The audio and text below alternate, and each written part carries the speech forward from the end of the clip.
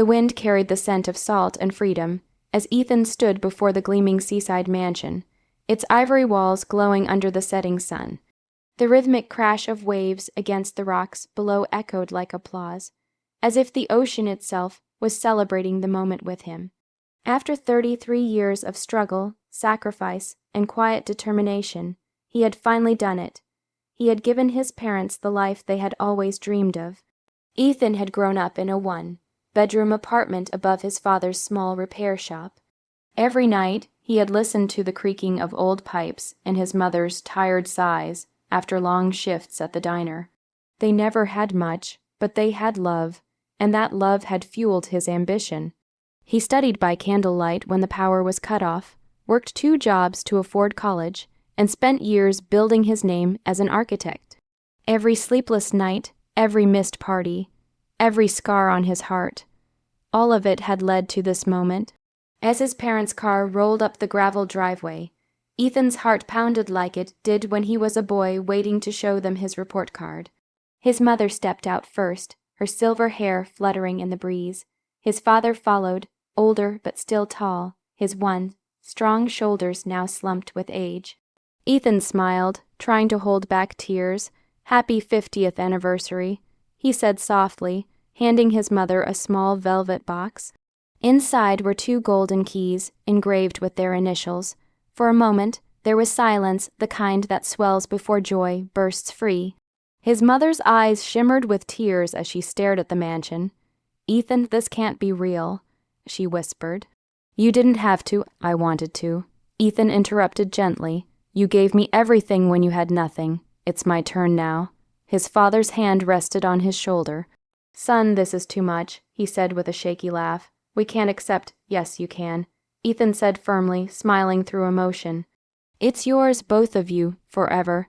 They walked through the house together, marble floors, wide glass windows framing the endless sea, the faint scent of fresh paint. His mother's fingers brushed over the walls, her touch trembling. His father said little, only nodding, though his eyes seemed distant. Ethan felt a faint unease stir in his chest, a flicker he quickly dismissed. Maybe it was just disbelief, he thought. Maybe his parents were too overwhelmed. As the sun dipped into the horizon, painting the sky in gold and crimson, Ethan smiled to himself. He had given them everything, or so he thought. 3 weeks had passed since Ethan handed his parents the keys to their new life. Between his projects and constant travel, he hadn't had time to visit again, but something in his heart tugged him back to the seaside mansion. Maybe it was homesickness, or maybe it was the need to see their happiness in person. So, one quiet Saturday morning, he decided to surprise them. The drive along the coastal road was peaceful. The sky shimmered like silver glass, and the sea stretched endlessly beside him. But as Ethan turned into the long driveway, an odd feeling crept into his chest. There was another car parked in front of the house, a sleek black sedan he didn't recognize. He frowned. His parents didn't know anyone with a car like that. Stepping out, Ethan walked toward the house. Laughter drifted from inside, a light, unfamiliar laugh that didn't belong to his father. His heartbeat quickened. He moved closer, his footsteps silent on the gravel. Through the open window, he could hear voices. "Can you believe he actually bought it?" A man said, his tone amused. A woman laughed softly, his mother's voice. "I told you, Ethan's always been desperate to please. He'd do anything for me." The words stabbed through Ethan's chest like glass. He froze, unable to breathe. His mind rejected what his ears had heard. His mother's tone. It wasn't the gentle, warm voice he'd known his entire life. It was sharper, colder, dripping with satisfaction. The man chuckled again. "You raised him well, loyal and blind." "Not raised," his mother replied quietly. "Manipulated, maybe. It's his guilt that keeps him giving." Ethan's throat tightened. His fingers trembled as he stepped back from the window, his pulse roaring in his ears. His father, where was his father? Why wasn't he here? Slowly, he moved around the side of the house and peered through the glass door that led to the living room. The stranger was sitting comfortably on the couch, his arm around Ethan's mother. Her head rested on his shoulder, her face lit by a soft, content smile, a smile Ethan hadn't seen since childhood. He stumbled backward, the world spinning, His breath came in shallow gasps. This couldn't be real. His mother, the woman who had cried when he gave her the house, was now sharing it with another man. Ethan didn't confront them that day. He drove away, numb, the ocean blurring beside him. But in his silence, something inside him broke, and something else began to awaken. The waves no longer sounded like applause. They sounded like whispers, cold, accusing, and endless. Ethan didn't sleep for days after that night. Every time he closed his eyes, he heard his mother's laughter, that cruel, mocking sound echoing through the halls of the mansion he'd built for her. The ocean outside his apartment seemed to whisper her words again and again, desperate to please, loyal and blind. He told himself there had to be some explanation. Maybe his father was ill. Maybe that man was just a friend. But the truth refused to hide.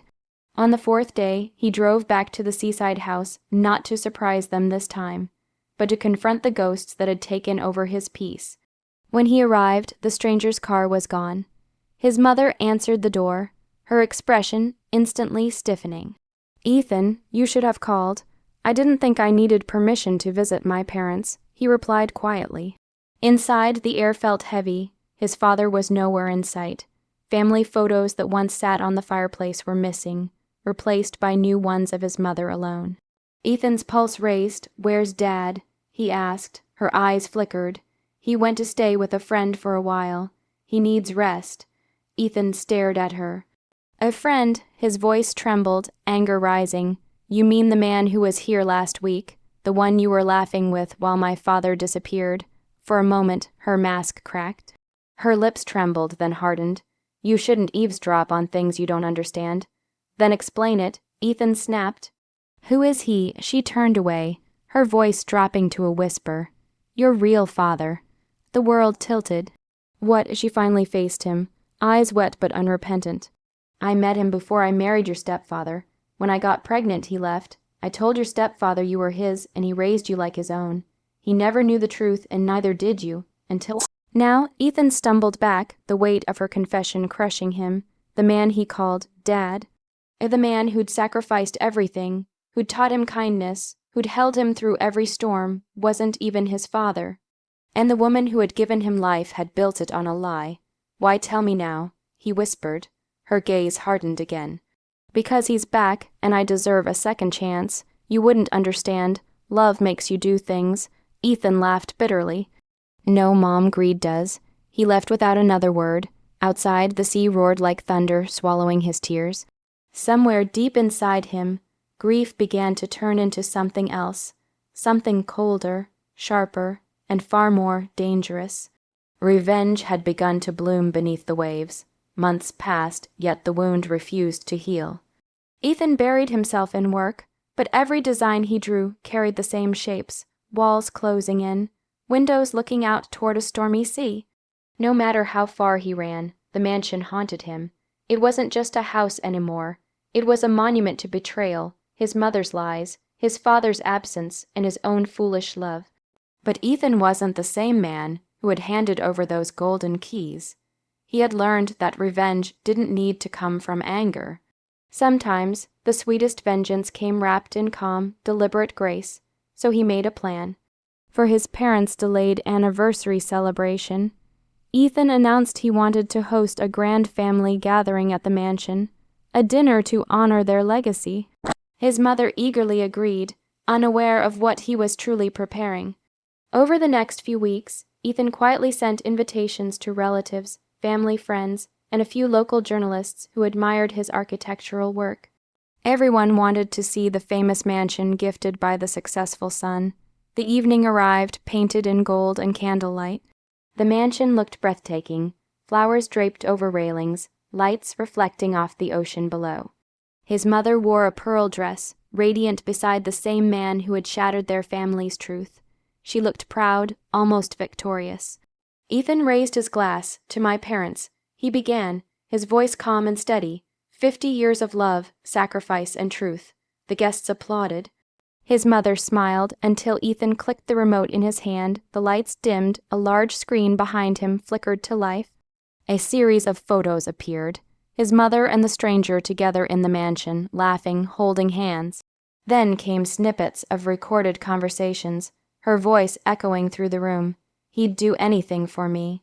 Loyal and blind, the crowd fell silent, his mother's face drained of color. Ethan, what are you doing? She whispered, trembling. He looked at her, his expression unreadable.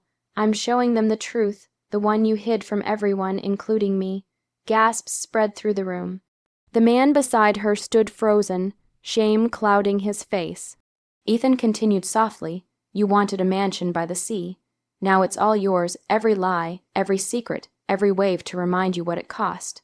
He placed the keys on the table and walked out. Outside, the wind was fierce but freeing. The ocean roared again, not in anger this time, but in applause, real applause. Ethan stood at the edge of the cliff, eyes closed, finally unburdened. He had lost his family, but found himself. And that was the sweetest revenge of all.